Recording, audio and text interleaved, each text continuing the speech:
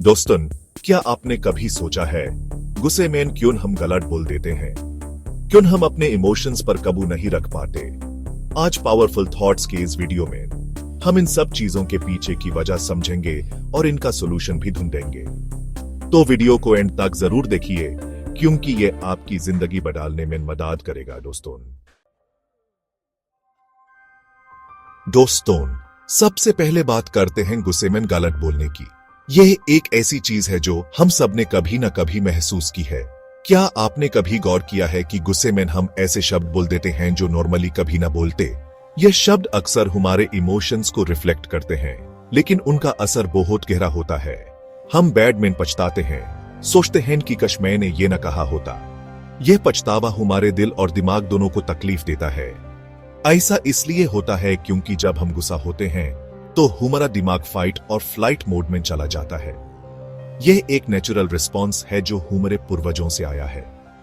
हमारा बॉडी समझता है कि हम खतरे में हैं और हमें या तो लड़ना है या भागना है। इस मोड में हमारे डिसीजंस इंपल्सिव और बिना सोचे समझे होते हैं। इस सिचुएशन में लॉजिक और रीजन पीछे रह जाते हैं। हमारे इमोशंस हमारे एक्शंस को डिक्टेट करते हैं। हम इंपल्सिव हो जाते हैं, बिना सोचे समझे रिएक्ट करते हैं और ऐसे शब्दों का इस्तेमाल करते हैं जो बाद में रिग्रेट करते हैं। यह इंपल्सिवनेस हमारे रिश्ते को नुकसान पहुंचा सकती है। यह समझना बहुत जरूरी है कि गुस्सा एक नेचुरल इमोशन है। हर इंसान कभी ना कभी गुस्सा महसूस करता है, लेकिन इंपॉर्टेंट यह है कि हम गुस्से को अपने ऊपर हावी ना होने दें। हमारे पास हमेशा चॉइस होती है कि हम अपने इमोशंस को कैसे हैंडल करें। अगर हम ये सीख लें कि गुस्से को कैसे कंट्रोल करना है, तो हम अपने एक्शंस को कंट्रोल कर सकते हैं और अपने रिलेशनशिप्स को भी बेहतर बना सकते हैं। ये एक स्किल है जो प्रैक्टिस से आती है। याद रखिए, गुस्सा टेम्पररी है, लेकिन उसका असर लॉन्ग टर्म होता है। हमारे शब्दों का असर हमारे रिश्ते पर बहुत गहरा होता है। एक पल का गुस्सा आपके रिश्ते को हमेशा के लिए खराब कर सकता है। इसलिए अपने गुस्से को समझना और उसे कंट्रोल करना सीखना बहुत जरूरी है। अब आप सोच रहे होंगे कि गुस्से को कंट्रोल कैसे करें। यह एक ऐसा सवाल है जो हम सबके दिमाग में कभी ना कभी आता है। इस मुश्किल इमोशन से कैसे निपटें? गुस्सा एक ऐसा इमोशन है जो हमारे रिश्ते और खुद हमारे लिए नुकसान दे सकता है। दोस्तों, कोई मैजिक फॉर्मूला नहीं है, लेकिन एक सिंपल टेक्निक है जो बहुत इफेक्टिव है। यह टेक्निक आपको गुस्से को समझने और उसे कंट्रोल करने में मदद करेगी। वो है स्टॉप। ये 4 लेटर्स आपकी जिंदगी बदल सकते हैं। S, stay silent. जब भी आपको गुस्सा आए, सबसे पहला काम यह करो कि चुप हो जाओ, कुछ मत बोलो। ये आपको सोचने का वक्त देगा। Silence is golden, specially in anger. चुप रहने से आप अपने इमोशंस को समझ सकते हैं। चुप रहने से आप ज्यादा गलती करने से बचते हैं। ये आपको सोचने का मौका देता है। Take a deep breath. जब हम गुस्सा होते हैं तो हमारी सांस तेज हो जाती है। यह हमारे बॉडी और माइंड को और ज्यादा स्ट्रेस में डाल देता है। ऐसे में गहरी सांस लेना बहुत इंपॉर्टेंट है। यह आपके बॉडी को रिलैक्स करता है। गहरी सांस लेके अपने माइंड को काल्म करें। यह आपके इमोशंस को बैलेंस करता है। सांस आपके इमोशंस को बैलेंस करता है।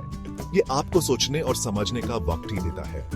Observe your thoughts. गुस्से में हम अक्सर नेगेटिव सोचते हैं और सिचुएशन को ज्यादा बड़ा बना देते हैं। यह हमारे लिए और ज्यादा मुश्किल पैदा करता है।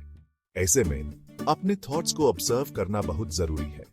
यह आपको सच्चाई को समझने में मदद करता है। सोचिए, क्या जो आप बोलना चाहते हैं वो जरूरी है? क्या वो सही है? क्या उससे आपकी प्रॉब्लम सॉल्व होगी? Proceed with calmness.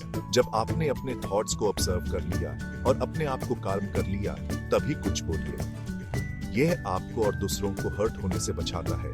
शांत होकर ही बात करें। यह आपके रिश्ते को मजबूत बनाता है और आपको खुश रखता है। दोस्तों, जिंदगी में ऐसा भी होता है जब हम किसी और को गुस्से में देखते हैं। हो सकता है वो फैमिली मेंबर हो, फ्रेंड हो या कॉलीग हो।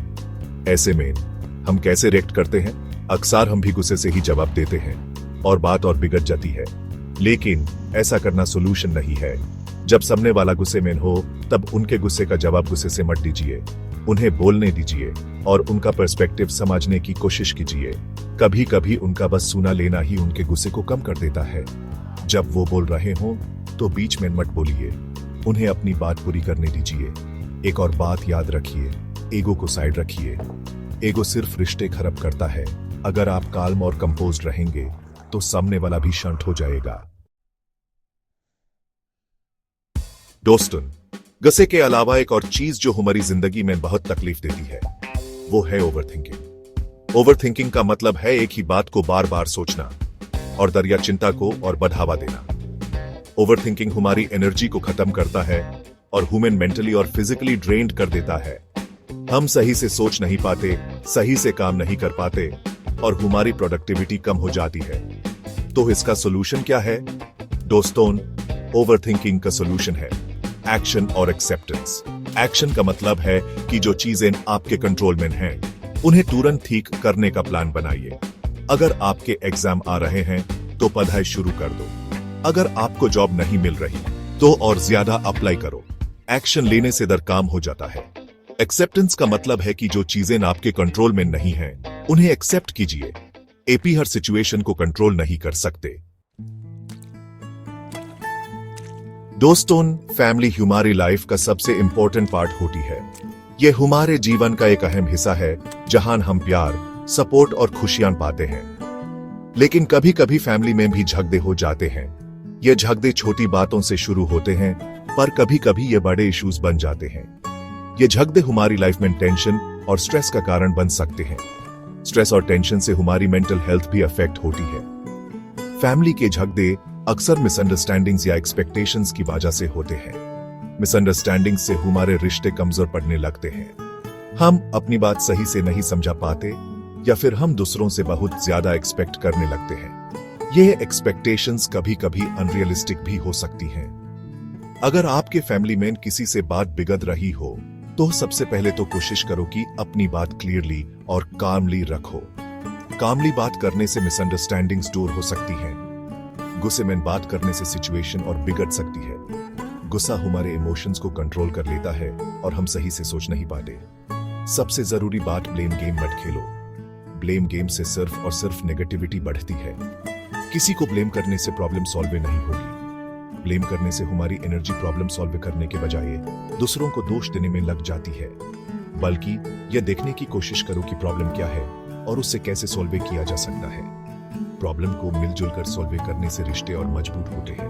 अगर प्रॉब्लम ज्यादा सीरियस हो तो किसी ट्रस्टेड एल्डर या मीडिएटर को इन्वॉल्व करो। मीडिएटर या एल्डर अनबेस्ड होते हैं और सिचुएशन को बेटर समझ सकते हैं। वो सिचुएशन को ऑब्जेक्टिवली देख सकते हैं और आपको सही एडवाइस दे सकते हैं। उनकी एडवाइस से आप अपने फैमिली झगड़े को आसानी से सुलझा सकते हैं।